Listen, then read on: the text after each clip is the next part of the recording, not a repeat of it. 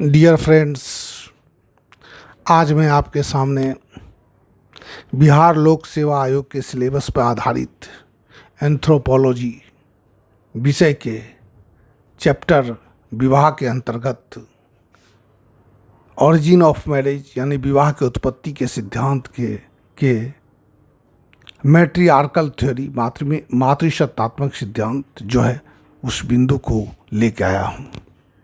चलिए विषय वस्तु की ओर चलते हैं कि विवाह की उत्पत्ति के संबंध में मातृसत्तात्मक सिद्धांत के प्रतिपादक श्री व्रीफॉल्ट को माना जाता है।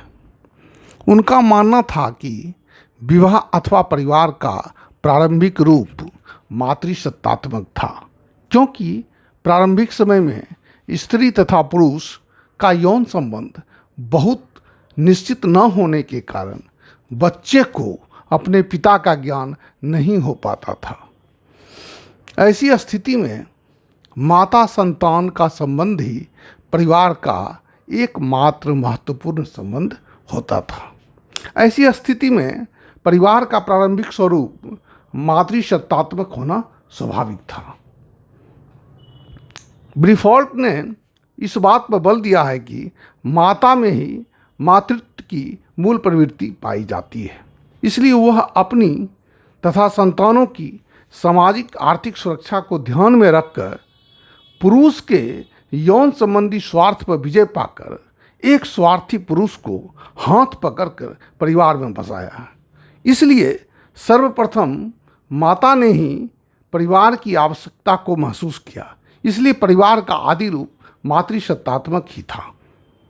श्री बेकोफेन ने भी ब्रीफॉल्ट का समर्थन करते हुए कहा है कि प्रारंभिक समय में जब परिवार का पुरुष सदस्य शिकार तथा भोजन की तलाश में बाहर चले जाते थे, तब स्त्रियां ही घर पर रहकर कृषि कार्य तथा बच्चों का पालन पोषण करती थी और इस प्रकार से मातृसत्तात्मक परिवार की स्थापना हो गई।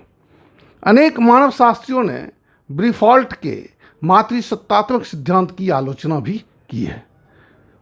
इस प्रकार से हम कह सकते हैं कि विवाह अथवा परिवार की उत्पत्ति के संबंध में विद्वानों के बीच काफ़ी मतभेद है। इसलिए शायद इस संबंध में वाद विवाद के द्वारा किसी सकारात्मक निष्कर्ष पर पहुंचना एक कठिन कार्य है। इसलिए प्रसिद्ध मानव शास्त्री मजूमदार ने कहा है कि परिवार आज भी है जैसा पहले था, परंतु ऐसा नहीं था जैसा आज है। तो इसी शब्दों के साथ इस क्लास को मैं समाप्त करता हूँ। यह जो है विवाह के उत्पत्ति के सिद्धांत का सबसे अंतिम बिंदु था। 51 क्लास है ये। विवाह चैप्टर आज समाप्त हो जाएगा। एक दो बिंदु और है, उसके बाद समाप्त हो जाएगा। यह मैट्रियार्कल जो थ्योरी है, मातृसत्तात्मक सिद्धांत जो है, यह बहुत ही इम्पोर्टेंट है। इसको स्क्रीनशॉट ले लीजिए, उसको देखिए, उसको लिखिए। यह परीक्षा में पूछे जाने की इसकी पूरी संभावना बनी रहती है, इसलिए इसको अच्छा से पढ़ना है। धन्यवाद।